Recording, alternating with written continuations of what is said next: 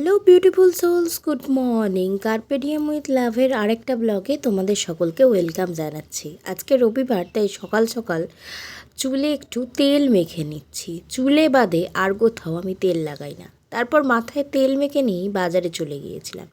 কিনে আনলাম খানিকটা চিকেন। মশলাপাতি দিয়ে চিকেনটাকে বেশ খানিকটা ম্যারিনেট করে নিলাম। এবার এটা এই অবস্থায় থাকবে 30 মিনিট। তারপর কিছু কাজ সেরে নেব। গতকাল নার্সারি থেকে এই দুটি গাছকে নিয়ে এসেছি। আজ সেগুলোকে তাদের স্থায়ী ঠিকানা দিলাম। শুধু এই গাছ দুটিকেই না, আরও আছে, দেখাচ্ছি চলো। এই যে দুটো কাঠি পোতা দেখে তোমরা হয়তো অবাক হচ্ছ। এগুলো কাঠি না, এগুলো হচ্ছে নাগচম্পার ডাল। আমার এক বন্ধু দিয়েছে, দেখি এই ডাল থেকে গাছ হয় কি না। তারপর এই কাঠগোলাপের চারা দুটিকে একটি বড় টবে বসালাম। এরা 1 বছর ধরে খালি বেড়েই চলেছে, ফুলের দেখা নেই। ওমা, ফুল গাছ লাগিয়েছেই দেখি বাগানের দরজায় এই মহাশয় নাকি মহাশয়া এসে বসে আছেন। এনাকে যা হোক করে আমাকে অনেক দূরে পাঠাতে হবে, না হলে আমার স্বাদের বাগান এক রাতেই দেখব তছনছ হয়ে গেছে। তো কি আর করা, এবার চলে এসেছি রান্নাঘরে। এই যে চিকেনের জন্য প্রয়োজনীয় সরঞ্জামগুলো শিলে বেটে নেবো। চাইলে মিক্সি ব্যবহার করতে পারতাম, কিন্তু শিলে বাটা মশলার আলাদা স্বাদ। তো প্রথমেই গরম তেলে আলুগুলোকে লাল লাল করে ভেজে নিলাম। তারপরে ফোড়ন দিলাম গোটা জিরে, তেজপাতা। এরপর সেই তেলে কুচিয়ে রাখা পেঁয়াজ দিয়ে পেঁয়াজগুলোকে বেশ খানিকটা ভেজে দিলাম।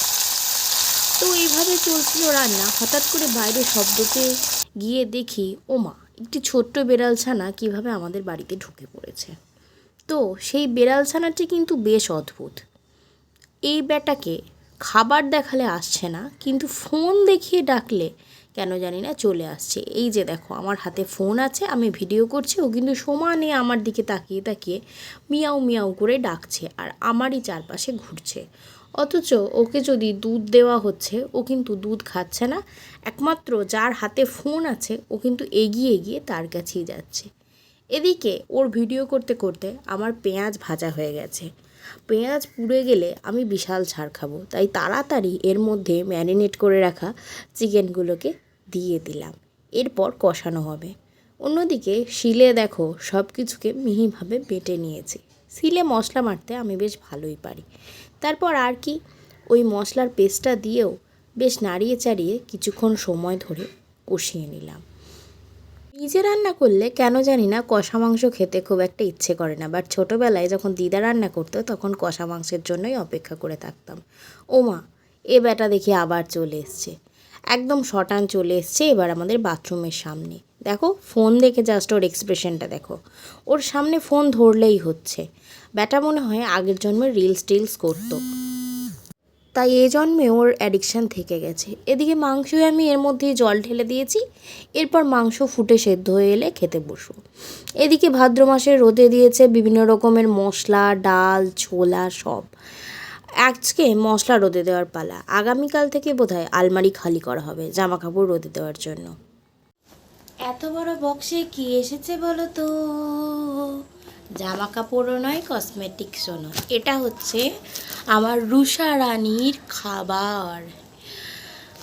সারাদিন ঘাস খেয়ে থাকলেও সন্ধ্যের পর থেকে ওকে আমি টিমোথি খেয়ে খাওয়াই, যেটা র্যাবিটের ওয়েট গেন আর হচ্ছে হেলদি পুপের জন্য ভীষণ প্রয়োজন। সব কিছুতে কম্প্রোমাইজ হবে, কিন্তু দুটো জিনিসে কখনো কম্প্রোমাইজ হবে না। এক হচ্ছে আমার দিদার ডাক্তার দেখানো, ওষুধ কেনা, আর 2 হচ্ছে আমার রুষা রানীর খাওয়া দাওয়ার ক্ষেত্রে। এই যে দেখো, আমার স্নান কমপ্লিট। বাপরে, এতক্ষণে শান্তি পেলাম। সারা সকাল শুধু কাজ করেই যাচ্ছি। রবিবার এলে সত্যি আমার 1 মিনিট বসার সময় পাই না। তো যাই হোক, স্নান যখন হয়ে গেছে, একবার পুজোটা কমপ্লিট করে নিই, দিয়ে খেয়ে দিয়ে একটা জোরদার ঘুম লাগাবো।